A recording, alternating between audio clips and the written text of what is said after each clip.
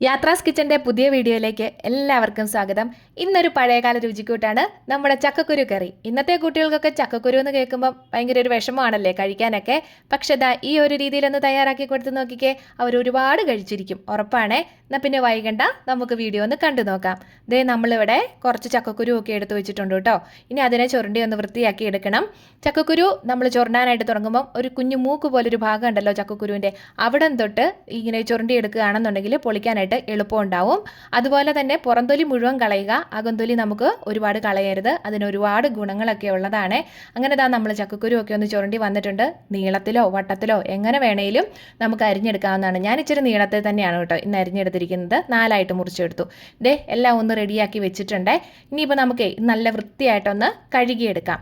അങ്ങനെ നമ്മൾ ചക്കക്കുരു ഒക്കെ കഴുകി ഒരു കുക്കറിലേക്ക് ഇട്ട് കൊടുക്കുന്നുണ്ട് വേവാനായിട്ട്. കൂടെ തന്നെ 2 തക്കാളി എടുത്തിട്ടുണ്ട്. പുളിക്കനുസരിച്ച് തക്കാളി ചേർത്ത് കൊടുക്കാവുന്നതാണ് കേട്ടോ. അങ്ങനെ തക്കാളി ഇട്ട് കൊടുത്ത കൂടെ തന്നെ പച്ചമുളക് 2 എണ്ണം കൂടെ ഇട്ട് കൊടുക്കുന്നുണ്ട്. കുറച്ച് കറിവേപ്പിലയും ആവശ്യത്തിനുള്ള ഉപ്പും കൂടി ഇട്ട് കൊടുക്കാം. ഇനി കുറച്ച് വെള്ളവും കൂടെ ഒഴിച്ചിട്ട് നല്ല രീതിയിലൊന്ന് വേവിച്ചെടുക്കാം. ചക്കക്കുരു വേണമെന്നുണ്ടെങ്കിൽ നമുക്ക് കൽച്ചട്ടിയൊക്കെ ഉണ്ടെങ്കിൽ അതിൽ വേണേലും വേവിച്ചെടുക്കാവുന്നതാണ്. കുക്കറിലാണെങ്കിൽ പെട്ടെന്ന് തന്നെ വെന്ത് കിട്ടുമല്ലോ, അതുകൊണ്ടാണ് ഇങ്ങനെ ചെയ്തത് കേട്ടോ. ഇനിയിപ്പോൾ നമുക്ക് ഒരു കുഞ്ഞ് അരപ്പ് തയ്യാറാക്കണം. അതിനായിട്ട് തേങ്ങ ചിരകിയത് എടുത്തിട്ടുണ്ട്. കൂടുതലോ കുറവോ അതൊക്കെ അവനവൻ്റെ ഇഷ്ടമാണ് കേട്ടോ. പിന്നെ വേണ്ടത് പച്ചമുളക് അല്ലെങ്കിൽ കാന്താരിയാണ് ഏറ്റവും നല്ല ടേസ്റ്റ് കിട്ടുക. ഒരു 1/4 ടീസ്പൂൺ മിച്ചം മഞ്ഞൾപ്പൊടിയും 1/2 ടീസ്പൂണോളം തന്നെ ചെറിയ ജീരകവും ചേർത്ത് കൊടുത്തിട്ടുണ്ട്. കൂടെ തന്നെ 2-3 കൊച്ചുള്ളിയും കൂടെ നമ്മളിവിടെ എടുക്കുന്നുണ്ട് കേട്ടോ. ചക്കക്കുരുവിനായതുകൊണ്ട് തന്നെ ഒത്തിരി അങ്ങോട്ട് തേങ്ങ അരച്ചില്ലെങ്കിലും കുഴപ്പമൊന്നുമില്ല, കാരണം വെച്ചാൽ നല്ല കൊഴുപ്പുണ്ടാവുമല്ലോ. അതുകൊണ്ട് തന്നെ നമ്മൾ നല്ല പേസ്റ്റ് പരുവത്തിൽ നന്നായിട്ടൊന്ന് അരച്ചെടുത്തുകൊണ്ട് വന്നിട്ടുണ്ട്. അപ്പോഴത്തേക്കും നമ്മുടെ ചക്കക്കുരുവും തക്കാളിയും എല്ലാം കൂടെ നല്ല രീതിയിൽ വെന്ത് ഇവിടെ ഇരിപ്പുണ്ട്. ഇനി ഇതിനെ നമുക്കൊന്ന് ഉടച്ചെടുക്കാവേ. ഉടച്ചെടുത്തിട്ട് ഞാനിവിടെ ഒരു പാത്രത്തിലേക്കാക്കി മാറ്റിയിട്ടുണ്ട്. ഒന്ന് തിളച്ച് വന്നോട്ടെ.